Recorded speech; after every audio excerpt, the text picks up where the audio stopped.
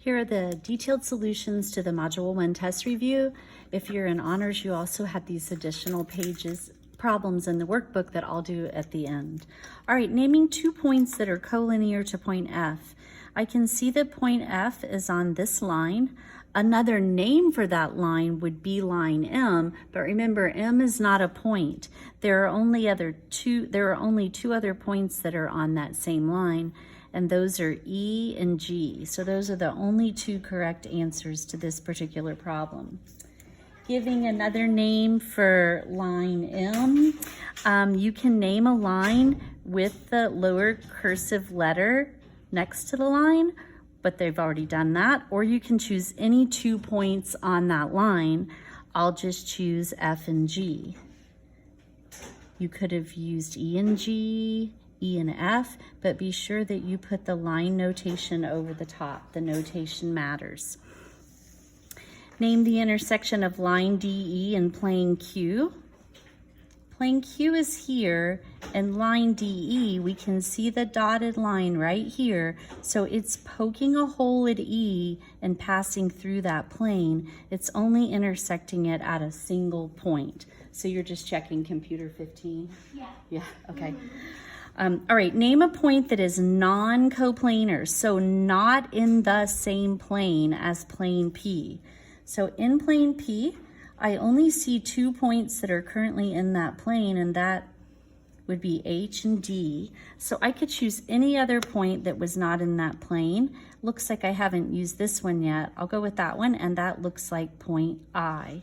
But if you had picked any of the 4 points in this plane, G, E, F, or I, those would have all been correct. How many planes are in the figure? So remember, we said that if you can just picture this 3-dimensional shape and how many sides it has, that's how many planes are in the figure, because its bottom plane is just part of this surface that it's sitting on. So this has 4 rectangles around the lateral edges, we call them, and then it has the top and the bottom. There are a total of 6 flat faces.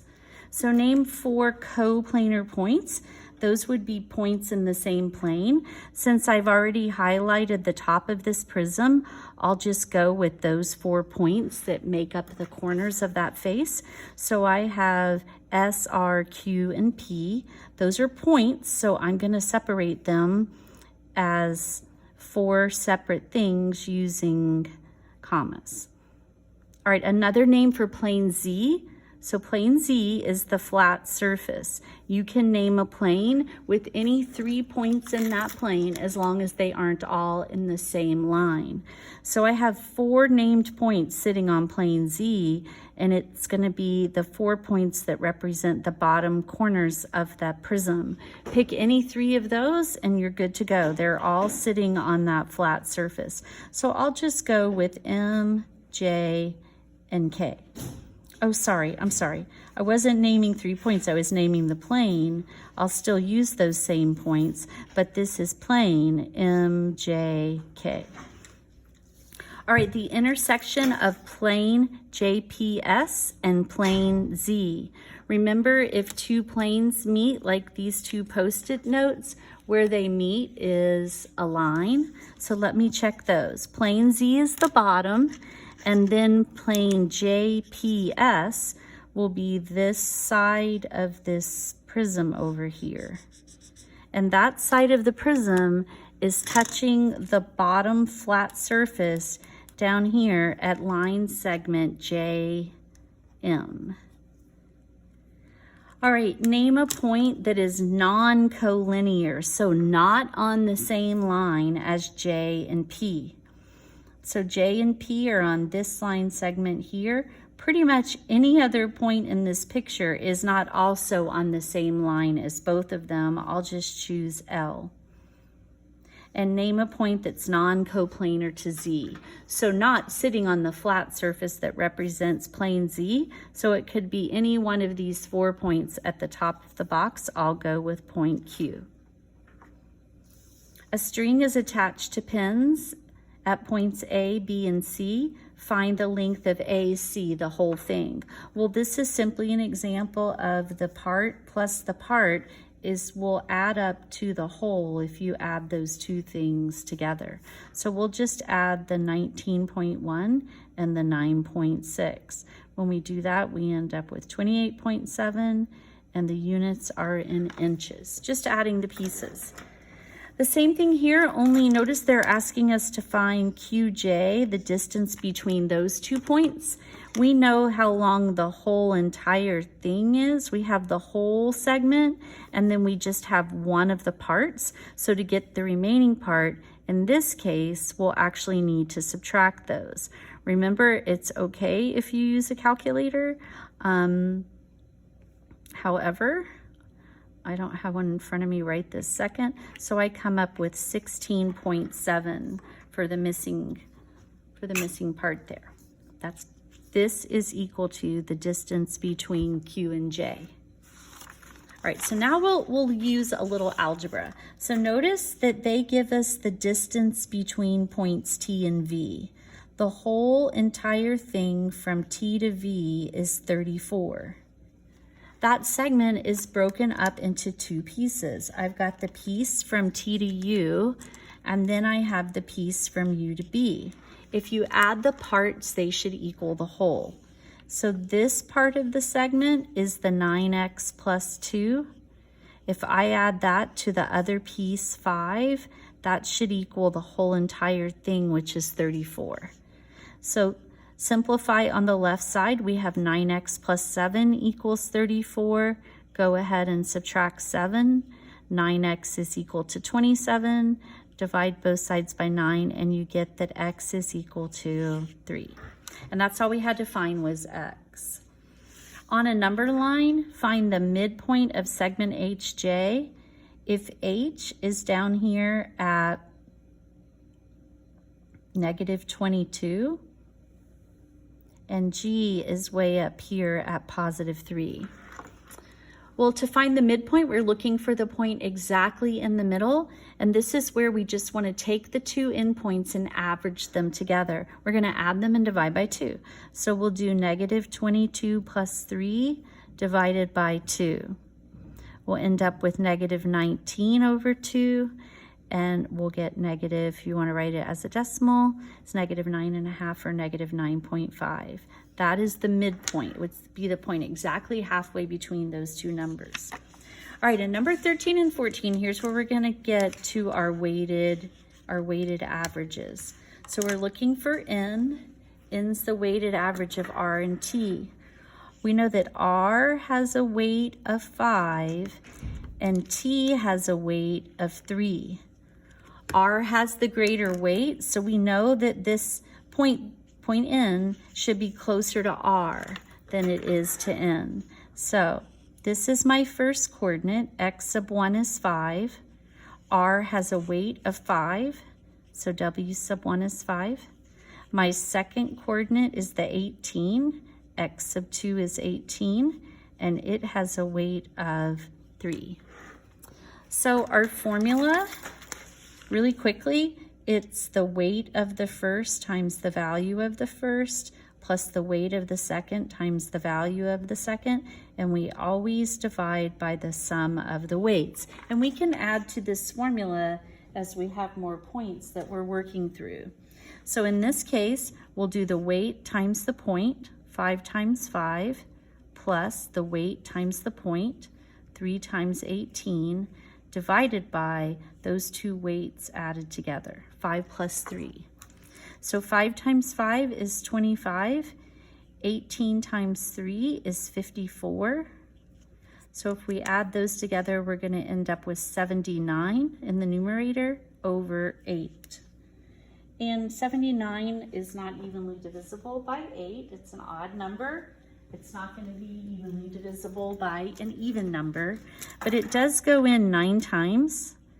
8 times 9 is 72. So if you subtract 72 from 79, that's going to leave us with 7/8. So that number is really, really close to 10. It's right there. And remember, that's what we expected. We expected it to be closer to R because R had the greater weight. All right. So we're going to find X. X is the weighted average, and we're looking at points C, D, and F. So this time we have 3 points. we know that C weighs 4 times as much as D, and F weighs twice as much as D. And starting at the left, I'm going to call this my x sub 1. So x sub 1 is negative 10. The weight of that point, that's C weighed 4 times as much. The next coordinate I come to is D. That's my x sub 2. And the weight of D is the point that they were both compared to. So the weight of D is going to be 1. And then x sub 3, the final point, is 9. And the weight of that final point, F weighs twice as much as D, is 2. So we're going to do the same thing. The weight times the point plus the weight times the point plus the weight times the point, and we'll divide it by the weights added together, 4 plus 1 plus 2. So this is negative 40. This is negative 2, and this is 18. So adding those together, we're going to end up with negative 22, negative 42 plus 18, excuse me, negative 24, my bad, negative 24 over 7. 7 does go into that. We have 3. With 3 left over, negative 3 and 3/7.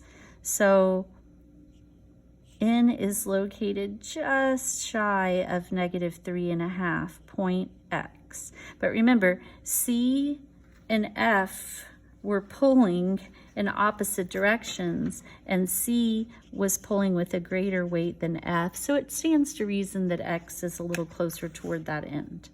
Right, so there's our weighted average, there's our weighted average. All right, we want to find X, and we're dealing with this particular ratio. So depends whose class you were in. Maybe you straight up use the formula where this is M and this is N, or maybe you pictured this. So if the distance from P to X, when I compare it to the distance between X and Q, is 5 to 1, that means on a segment, there would be 5 parts between P and X and only 1 part between X and Q. So X is down here way closer to Q. Q is the stronger of the 2 points. This one is stronger. Therefore, the weight of that point, that's my W2, is going to be the bigger of those 2 numbers. So it gets the weight of 5, and P, the W sub 1, is going to have a weight of 1. So let me write that again. So W sub 1 is negative 5. Sorry, that's X sub 1 with a weight of 1. And X sub 2 is 7, and that one has a weight of 5.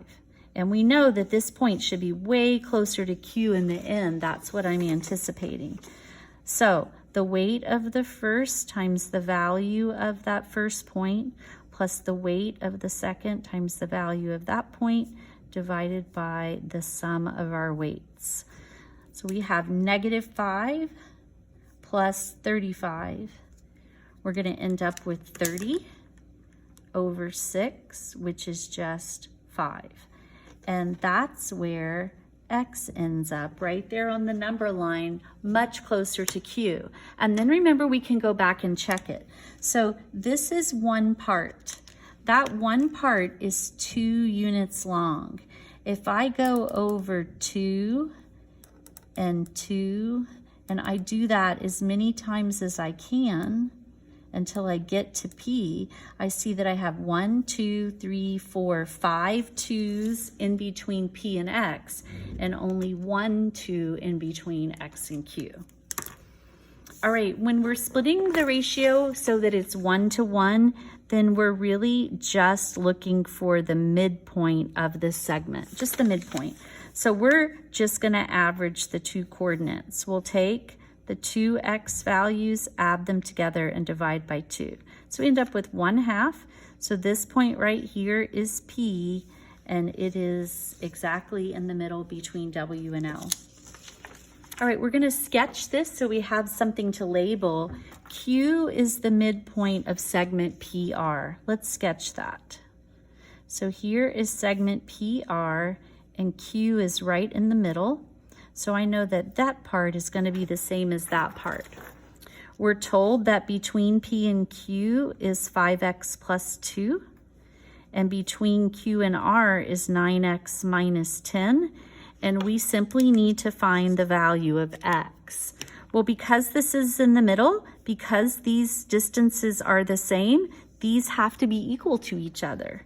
So I know that 5x plus 2 is equal to 9x minus 10. I know that because the distance from P to Q is exactly equal to the distance from Q to R, since Q was in the middle. So solving, I'm going to deal with the fact that I've got x's on both sides. I want to get rid of that. So we have 2 equals 4x minus 10. Now x is over here on the right. Let's work on getting it alone. 0 out the negative 10 by adding 10, and we get that 12 is equal to 4 times x. We want to know the value of 1x, not 4 x's. So 4 divided by 4 will give us 1. Dividing both sides by 4, we get that 3 is equal to x. And that's all we had to find was the value of x. All right, same thing. We're going to sketch it and solve for x. What do we know? K is between C and D. So I have segment CD. It doesn't tell me it's the midpoint. It simply says it's between. So K is somewhere between them. They tell us that the distance from C to K is 9x. The distance between K and D is 31. And the length of the whole entire segment from C to D is 148. So this is going to be a problem where the part plus the part adds up to the whole thing. The first part is CK. The second part is the distance from K to D. And if you add that together, that should give you the total distance from C to D. So let's plug in. The distance from C to K is 9x. The distance from K to D is just 31. And the length of the whole segment was 148.